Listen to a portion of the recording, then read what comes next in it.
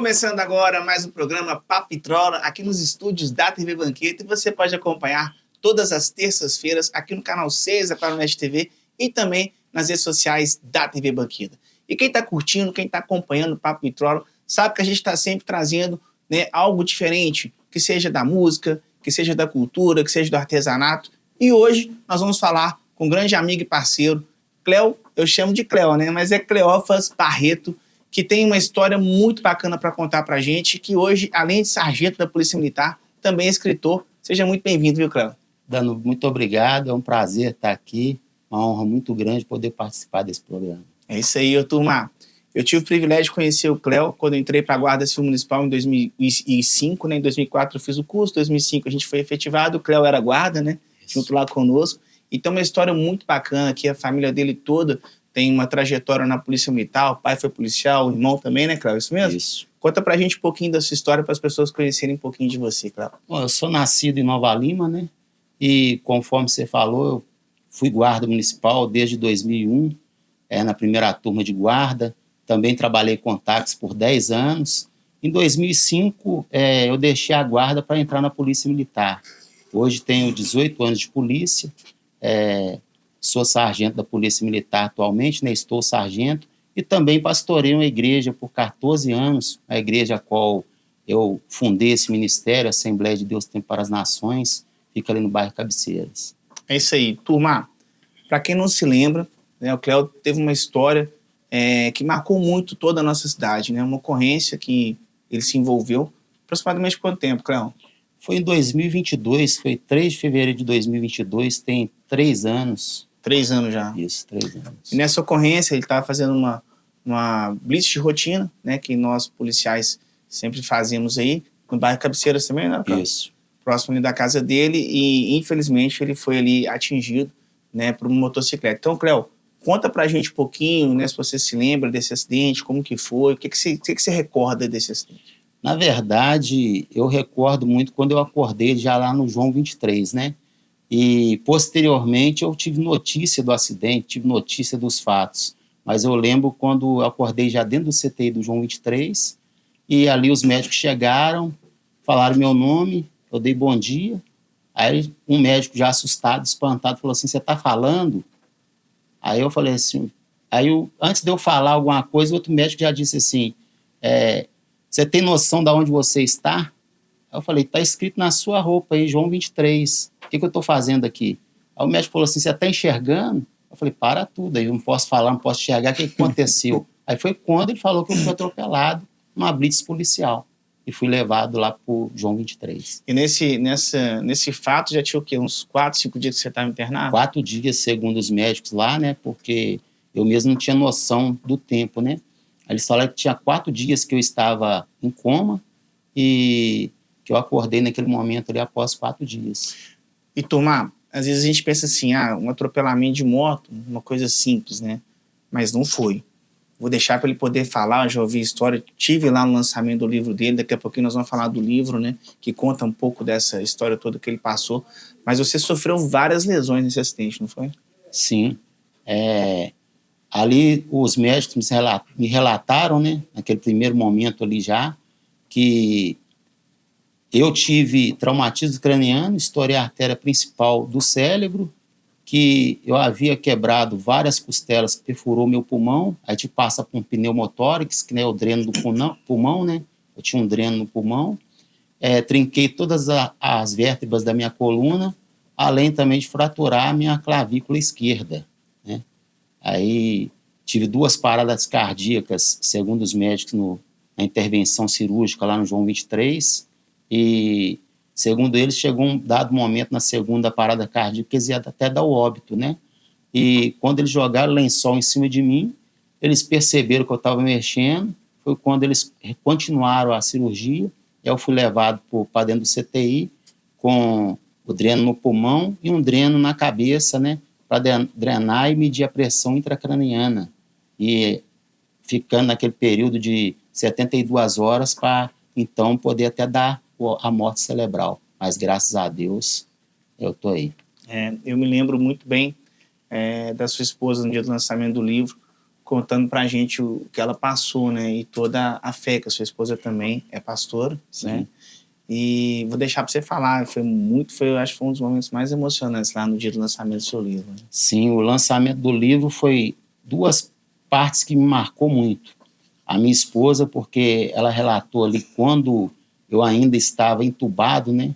Eu ainda estava ali em coma, ela entrava naquele CTI e ela também é pastora na igreja, 14 anos, é minha vice-presidente lá no ministério, e ela, de muita fé, ela chegava ali, ungia todos os aparelhos e ela cantava um louvor que nos emocionou ali dentro daquele teatro, que é um louvor que canta: ainda existe vida aí, ainda tem vida aí. Ela estava profetizando a vida sobre mim ali, naquele momento ali, mesmo diante do diagnóstico, mesmo diante de todo o comentário médico que falava que se eu ou eu morrer, ou então eu ia ficar em estado vegetativo, mas ela sempre falando assim: não, quem dá a última palavra é Deus, quem determina é Deus. E ali, para a glória de Deus, após 4 dias, eu retorno do coma. Um abraço para a pastora Marlene, que está sempre conosco aí também, né? E tem uma fé muito grande. Eu tenho certeza que... Eu vou te fazer essa pergunta. É Deus? Com certeza. Sem sombra de dúvidas. Com né? certeza.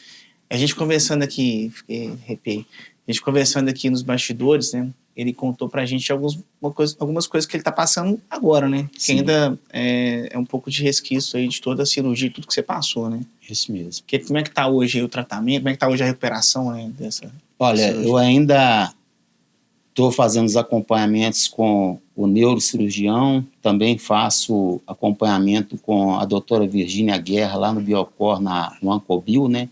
Que é hematologista, porque devido a esse atropelamento, né, eu tive trombose, porque eu recebi transfusão de sangue, e provavelmente foi devido a isso, eu vim ter uma trombose, e aí eu estava voltando, inclusive, também de uma pneumonia, quando eu tive esse quadro de trombose, então não pude ficar internado, vim para casa, e o médico, quando viu a trombose ali, doutor Fabiano Argeu, do Biocor, ele, até emocionado, falou comigo assim: ô Barreto, o que eu vou fazer com você?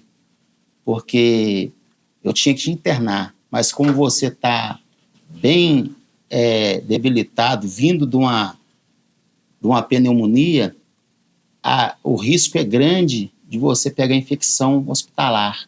Então eu vou ter que te mandar para casa. Só que você tem que tomar um anticoagulante e ficar quieto, porque se esse trombo sair da sua perna e para o seu pulmão, você tem o pulmão perfurado, ainda tem recuperação, você pode ir a óbito com embolia pulmonar. E você vai ter que tomar esse anticoagulante, só que tem outro problema. O anticoagulante, ele dá risco de sangramento interno. E como você operou a artéria principal do cérebro, pode vir até um AVC e pode ser que te leve até a óbito.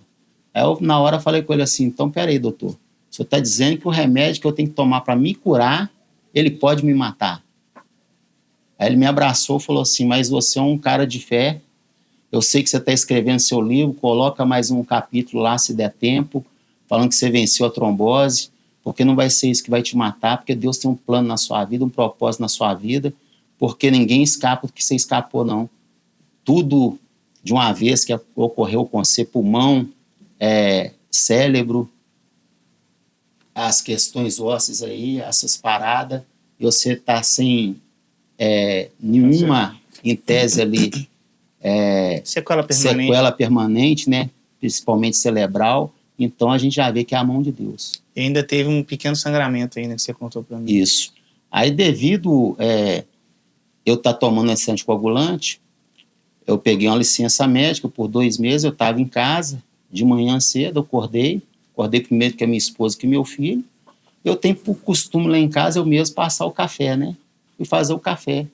Aí, normal, eu coloquei a água lá para ferver, coloquei o pó lá na garrafa, na hora que o coador lá, sobre a garrafa, na hora que eu fui colocar a água fervendo no pó, primeiro momento eu coloquei, voltei para o fogo, na hora que eu fui voltar para a mão, eu errei o coador aqui, coloquei direto na minha mão. Mas, na verdade, era porque eu estava tendo um princípio de AVC. Era como se eu estivesse dormindo. Eu derramei a água fervendo toda na minha mão, tive uma queimadura de 2º grau. Minha esposa acordou, chegou ali, viu aquela bagunça na cozinha, ela assustou. Falou assim, o que você arrumou aí? Na hora que ela viu minha mão com bolha. Eu coloquei a mão debaixo da torneira, liguei para o tenente médico, tenente Guenael, né? E aí ele falou comigo, vai para o Biocor. Quando eu fui para o Biocor, lá eles me levaram para fazer tomografia. Quando eu fiz a tomografia, novamente o doutor Fabiano Argel falou comigo assim, ô Barreto, a medicina tem que te estudar mesmo e é um milagre, cara, um atrás do outro que acontece com você, porque eu até chamei outro médico para ver se a tomografia estava errada, porque houve um sangramento na artéria do seu cérebro e você está anticoagulado, então o sangue tinha que continuar vazando, mas parece que alguém enfiou a mão dentro da sua cabeça, estancou aquele sangue, porque só tem a mancha e você também só não está sentindo sensibilidade à dor aí da queimadura, mas você não está com o lado do corpo torto, não parou num movimento, você está falando, não tem explicação isso não. Eu falei com ele, quem colocou a mão na minha cabeça, doutor? Quem coloca a mão na cabeça do outro sem fazer cirurgia é a mão de Deus. O senhor tem dúvida que é Deus? Porque eu não tenho nenhuma. É Deus que está no controle da minha vida, que está me dando graça aí, e nós vamos até onde Ele quiser. Muito bacana. Bom, turma, primeiro bloco aí já deu para sentir que esse livro tem muita história boa. A gente vai fazer um pequeno intervalo, daqui a pouco a gente vai voltar para poder falar um pouquinho do livro Vencida foi a Morte, do escritor Sargento Cléo. Continue acompanhando a gente aí. Papo cabeça, papo vitrola. Sonhos cabem no papel, mas podem se tornar realidade. Eles crescem com apoio e investimento no presente. Educação para todos é o que inspira a LBV a buscar um futuro melhor para milhares de crianças e adolescentes. Acredite nesses sonhos, apoie suas realizações. Quando a LBV ligar, diga sim! Dengue, zika, chikungunya e febre amarela urbana são doenças transmitidas por um mosquitinho, o Aedes aegypti. Contra ele, a prevenção é a melhor solução. Vamos eliminar os focos de água parada nos vasos de plantas, nos pneus, nos recipientes abertos. E um repelente é sempre bom. Vamos juntos com a LBV. Diga sim à prevenção. Apoio TV Banqueta. Sonhos cabem no papel, mas podem se tornar realidade. Eles crescem com apoio e investimento no presente. Educação para todos é o que inspira a LBV a buscar um futuro melhor para milhares de crianças e adolescentes. Acredite nesses sonhos, apoie suas realizações. Quando a LBV ligar, diga sim! Papo cabeça, papo vitrola. Estamos de volta com o nosso Papo Vitrola e hoje está uma história assim emocionante, de arrepiar, mas eu quero falar para você que acompanha a gente aqui todas as terças-feiras. Se você quiser ser um produtor, um apoiador cultural aqui do nosso Papo Vitrola, é só você entrar em contato com o Alex no 99430-7791, 99430-7781. Turma, é o seguinte, Sargento Cléo já nos emocionou aqui na primeira parte dessa entrevista e a gente estava conversando um pouquinho aqui nos bastidores e ele contou para mim uma história que aconteceu, né, com a sua esposa, com a Marlene. Vou deixar aqui para ele poder falar para vocês, que é mais uma história de fé também, né? É verdade.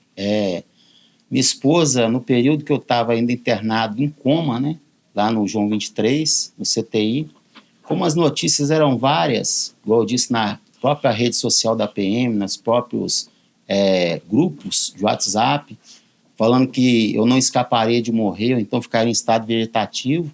Uma vizinha ali, até na boa intenção, ela foi lá na minha casa falar com a minha esposa e procurar saber notícias minhas.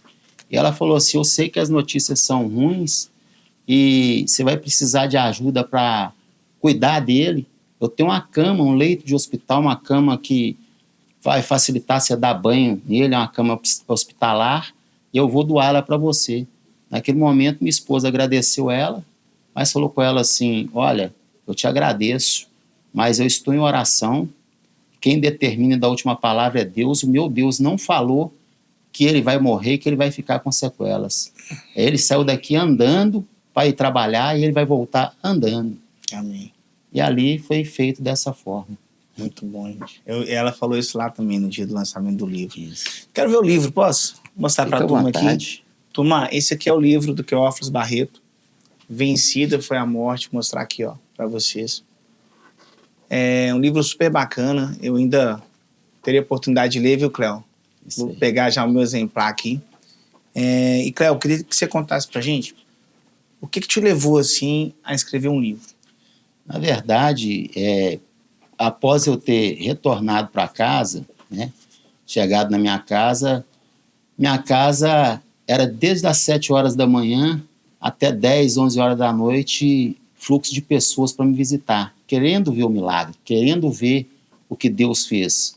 Porque, igual meus vizinhos mesmo, meus vizinhos, quando viram eu chegando ali, andando, descendo do carro, andando, naquele comboio de viatura que chegou ali, fazendo aquele comboio bonito, com a sirene ligada, eles viram andando, alguns falaram assim, achei que você ia chegar numa cadeira de roda, porque disseram que você ia vegetar, então não foi bem assim. Aí quando eles viram a cicatriz, que a minha cabeça estava toda costurada, todas as cicatrizes e os laudos médicos, aí que eles perceberam que era milagre, e aí a notícia foi espalhando, então era um entra e saída na minha casa, a ponto de até a gente ter que restringir algumas pessoas e o horário, porque senão não aguentava receber todos, né? E aí, algumas pessoas que foram, entre elas pastores e amigos, começaram a falar assim, você tem que escrever essa história e contar, para aumentar a fé das pessoas. Você não faz um livro, por que você não faz um livro? Aí eu falei, mas eu não estou em recuperação agora, eu não sei nem por onde começar, eu nunca mexi com isso, como é que eu vou fazer um livro? E aí lançaram essa semente. Posteriormente, eu vim trabalhar novamente no quartel, aí vim para a SAS com o Tenente Guenael, né, que foi um dos até que me socorreu, que prestou toda a assistência para o nosso médico, também trabalha na Policlínica no Hospital Nossa Senhora de Lourdes. Excelente médico, por sinal, um abraço aí pro doutor Guinael, um forte abraço, meu amigo. É um grande amigo, ele foi também falou comigo que era interessante eu fazer um livro. Aí ele começou a me ajudar, porque tem relatos aí no livro que eu estava em coma. Então, as pessoas vieram falando comigo, nós fomos montando a história, e aí surgiu esse livro. Bacana demais. E tem alguma parte, assim, deve ter, claro que a gente já sabe que tem muitas partes desse livro aqui que devem falar de Deus, de emoção, de sentimentos, né?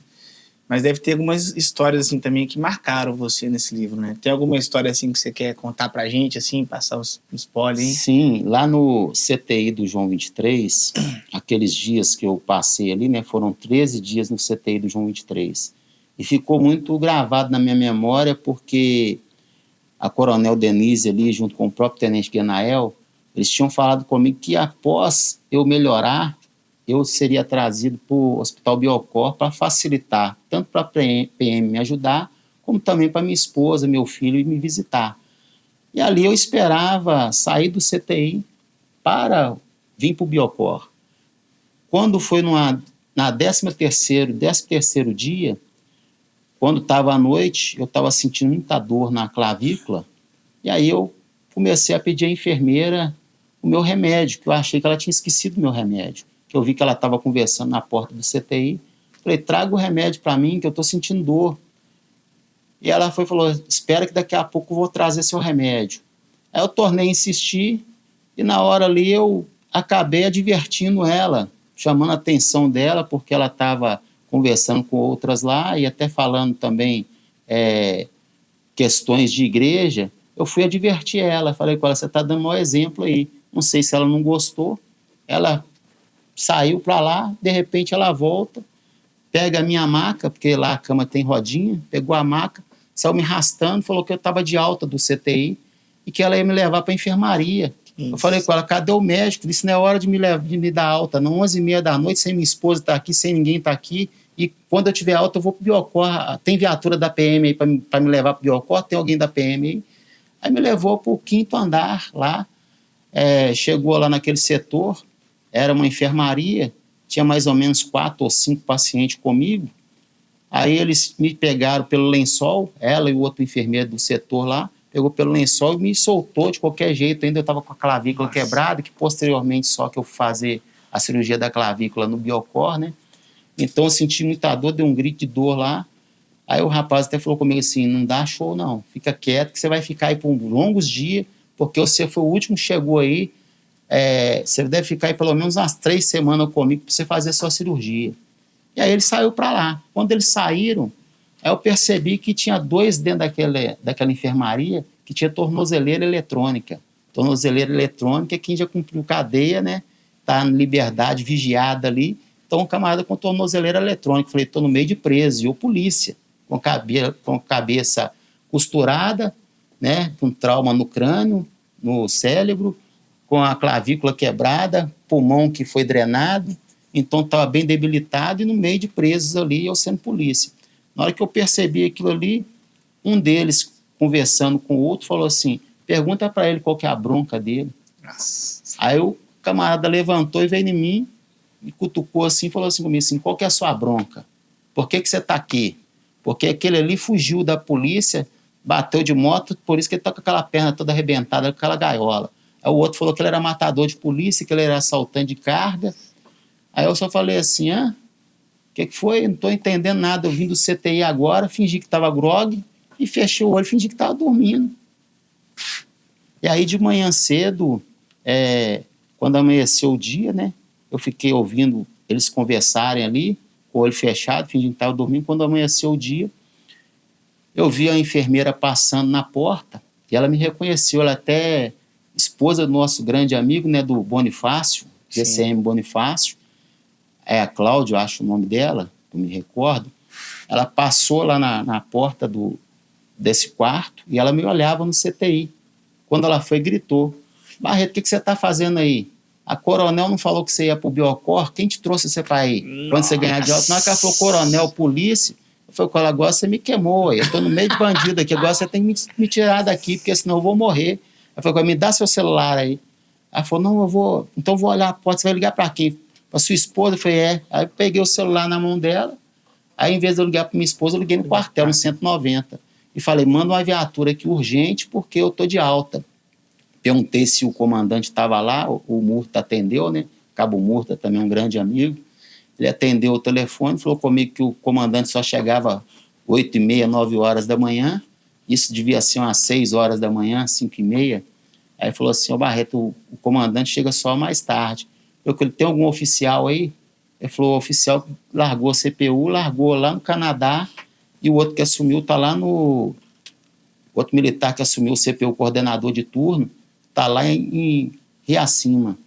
Aí eu falei com ele, então quem que é o mais antigo aí? Quem que é o mais graduado aí? Ele falou, Brandão. Eu falei, chama o Brandão para mim. Aí ele falou, Brandão acabou de sair com a viatura dele para tomar café. Eu falei, então chama na rede rádio aí, prioridade, fala para ir na minha casa buscar a minha esposa e vim pro João 23, no 5º andar, leito 526, porque eu tô aqui, tô de alta e vou pro Biocor. Eu mesmo me dei alta. No desespero, né? Nesse desespero eu me dei alta, e aí nesse intervalo, né, minha esposa até conta, porque eu creio que é nesse intervalo, porque ela disse que a viatura chegou ali de manhã cedo, era por volta de 6h30, 7 horas da manhã, o Brandão sirenou lá em casa, ela já tomou aquele susto, né, porque com medo da notícia ser ruim, né, porque esperavam-se tudo, até meu óbito. Sim. Então ela, quando escutou o barulho da sirene lá na minha porta, ela saiu assustada, perguntou o que estava acontecendo, eles falaram assim, fica calma, nós vamos esperar a senhora arrumar aí, porque o Barreto está de alta. Ela falou assim, como assim de alta? Que eu não estou sabendo. Alta para onde? Ele vai para o Biocor, transferido para pegar a senhora para levar para o Biocor. Ela falou assim, esse tenente Guenael não me falou nada não. Peraí, ela foi ligar para o tenente Guenael, 7h pouca da manhã. Aí que ela ligou para o Guenael falou assim, Marlene, eu também não estou sabendo de alta não foi eu que movimentei nada não, ninguém me falou nada não, mas liga lá no João 23. Ela ligou no João 23, segundo ela, eles falaram que eu estava acordado, que eu estava muito nervoso, que eu estava tentando fugir do hospital e que era para ela ir lá rapidamente, porque eu estava alterado. E eu creio que nesse momento que ela ligou lá, que eles falaram que eu estava alterado, é porque entrou dois enfermeiros, né? Eu acho que a outra era enfermeira ou assistente social, alguma coisa desse tipo. Entrou no leito lá e falou assim comigo assim, que história que é essa que você está falando que você está de alta? Porque quem dá alta aqui sou eu. Aí eu falei com ela assim, primeiro é bom dia, né? Depois você fala seu nome, quem que você é na ordem do dia, porque eu não te conheço não, só conheço a Coronel Denise, que é a minha médica, e eu gostaria que ela estivesse aqui, porque me tiraram do CTI e me trouxeram para cá na calada da noite. Me colocaram aqui, eu não posso ficar aqui com esses caras tornozelados, não, eu vou embora. Ela falou assim, não, você não está de alta, você vai ficar aqui por um longo tempo. Aí o rapaz vinha para me aplicar uma injeção, deve ser para me dormir, né? Nossa. Aí eu falei com ele assim, olha, se você aplicar essa injeção em mim, você vai ser preso por lesão corporal, porque eu não autorizo, eu sou polícia e a viatura já está vindo aqui. Aí naquela hora até falei com ele assim, minha perna tá boa, viu? Eu vou meter no seu pé se você chegar aqui, porque eu estava correndo risco, eu não podia deixar ele me apagar lá e me deixar lá no meio de dois caras tornozelados. Aí quando a viatura chegou lá, chegou primeiro o Brandão, junto com a minha esposa, mais o Ítalo, soldado Ítalo. Aí o Ítalo chegou até com a arma, com um fuzil na bandoleira. Aí um dos caras que estava lá, que tinha me cutucado, levantou, evadiu do hospital, foi embora. Que isso? Viu a polícia, evadiu do hospital. E naquela hora ali, o Brandão recebeu uma chamada na rede rádio, era o comandante, perguntando ele por que ele deslocou a viatura do centro de Nova Lima com autorização de quem para lá. Aí ele falou que era para minha alta, aí o comandante falou que estava indo para lá. Aí ele ligou para o Brandão falou comigo, olha, o comandante vem aí. O comandante chegou lá, eu falei com ele, bom dia, Barreto. Eu falei, os comandantes, sem alteração. Deitado na cama, eu fiz assim para ele, sem alteração. Ele falou, sem alteração? Você alterou meu turno todo, faz sem alteração? Aí eu falei com ele assim, os comandantes, se eu for prender alguém, se eu prende eu, que foi eu que dei ordem pro Brandão, sou mais antigo que ele. Aí falou assim, calma, não é assim que funciona, não. Você nem de alta você tá, agora nós estamos olhando sua alta. Eu falei, tem que olhar mesmo, porque eu não fico aqui mesmo, não. Ou eu vou na sua viatura embora, eu vou na do Brandão, vou de Uber, vou de táxi, aqui eu não fico nem mais uma noite. Aí me levaram pro Biocor, graças a Deus, chegou a ambulância da PM lá, e a viatura do comandante, mas a do Brandão me escoltou até o Biocor, e lá eu fiquei 8 dias para fazer a cirurgia da clavícula. Nossa, que história forte essa também.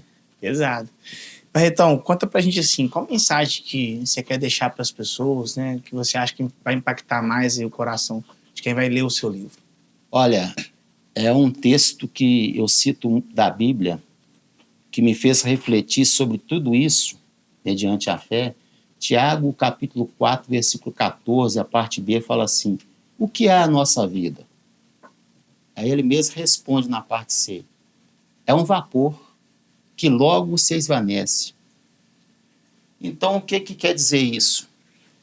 A nossa vida é muito curta aqui nessa terra. Nós estamos de passagem, né? Então, nós temos que viver intensamente, com responsabilidade, com fé em Deus, porque a morte é uma passagem, ou para a vida eterna, ou para o tormento eterno. E eu refleti muito nisso, por quê? Porque, igual no início que nós citamos aqui, eu tenho 18 anos de polícia. Na época eu era cabo, hoje estou sargento.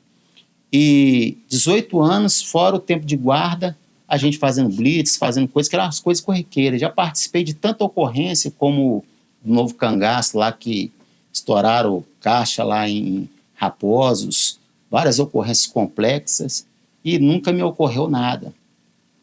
Eu nunca tinha sido hospitalizado a ponto de ser internado. Foi a primeira vez que eu fui internado. E aquele dia, para mim, era um dia qualquer, como outro, que eu ia sair, pegar minha viatura, fazer o que eu tinha que fazer, atender a população de Nova Lima. Geralmente, como eu atendo aqui a área central de Nova Lima, trabalho na área central de Nova Lima, eu moro nas cabeceiras, eu passo em casa e almoço em casa, com a minha esposa, com o meu filho, na hora que dá uma brecha no turno, vou lá, almoço, e 18, 19 horas estou largando o turno, voltando para casa. Então, na minha cabeça era aquilo ali, um dia como outro qualquer. Cheguei, vi a minha equipe, fui trabalhar. Só que quando deu meio-dia, eu não voltei para casa. 4 dias depois, eu acordei dentro do hospital. Então, eu vi a fragilidade da nossa vida. O que é a nossa vida? É um vapor. Nossa vida está na mão de Deus. Se nós não confiarmos em Deus, se nós não entregarmos a nossa vida na mão de Deus, porque a Bíblia ainda fala, né? Muitas das vezes eu brinco até com meus companheiros, né? Nós estamos investindo de autoridade numa farda, toda autoridade instituída por Deus. Nós estamos com a farda e com a arma. Fala assim, não confia na arma, porque a Bíblia diz que se Deus não guardar a cidade, em vão vigia a sentinela. A nossa confiança tem que estar em Deus, porque é Deus que nos guarda. É Deus que pode reverter o quadro e a situação. Se não fosse Deus, eu não estava aqui. Então essa é a reflexão que eu deixo para todos. Tenha fé, porque Deus é Deus de milagre, Deus é Deus do impossível. Aquilo que é impossível para o homem é possível para Deus. Ele mostrou isso para os médicos que hoje relatam, né? Verdadeiramente, a medicina tem que te estudar. Ele falou assim, estudando, nós não chegamos a uma conclusão, nós vimos que Deus existe. Alguns falavam que nem acreditavam em Deus, mas que hoje eles estão acreditando em Deus diante desse milagre, diante desse fato. Glória a Deus. Glória a Deus. Pai, então, quem quiser adquirir seu livro, como é que faz? Conta pra gente aí. Olha, hoje lá na igreja, né, a qual eu pastoreio, Assembleia de Deus Tempo para as Nações, na Avenida Presidente Kennedy, 2060, em cima da oficina Ilcar, ali no bairro Cabeceiras. Lá você pode adquirir o livro lá diretamente conosco e também me chamar no Instagram, @Cleofas20, ali no direct ali eu passo meus contatos, né, meu número de telefone lá, aí você faz o Pix. Se for fora de Nova Lima, a gente combina para me mandar pelo correio, ou a pessoa quiser vir buscar, a gente combina. Se for dentro de Nova Lima, eu faço questão, vou entregar, vou até a pessoa. Muito bom. Aí bater um papo. Ô, Cleo, tô muito feliz de receber você aqui. O dia que eu fui no lançamento do seu livro, eu te falei, quero te levar lá no programa, porque a gente trago várias histórias legais aqui, não só da parte cultural, né, mas também dessa parte da literatura. Então, turma, vou deixar aqui mais uma vez para você que quiser adquirir o livro, chama o Cleofas aí na rede social, Cleofas20, Cleofas20. Cleofas20. Adquira o seu livro, Vencida Foi a Morte, que eu tenho certeza que vocês vão se impactar, assim como todos nós aqui que estamos fazendo o programa, o pessoal que está aqui nos estúdios se impactou com essa história. Cleo, que Deus continue iluminando sua vida, te dando muita saúde, muita paz, muita sabedoria, pra você continuar contando essa história aí para muitas gerações que vão vir aí, viu, meu irmão? Muito obrigado mais uma vez. Eu que agradeço. Vamos juntos. Tamo junto. Isso aí, turma. Continue acompanhando nosso programa todas as terças-feiras no canal 6 da Claro Net TV e também nas redes sociais da TV Banqueta. Até o próximo.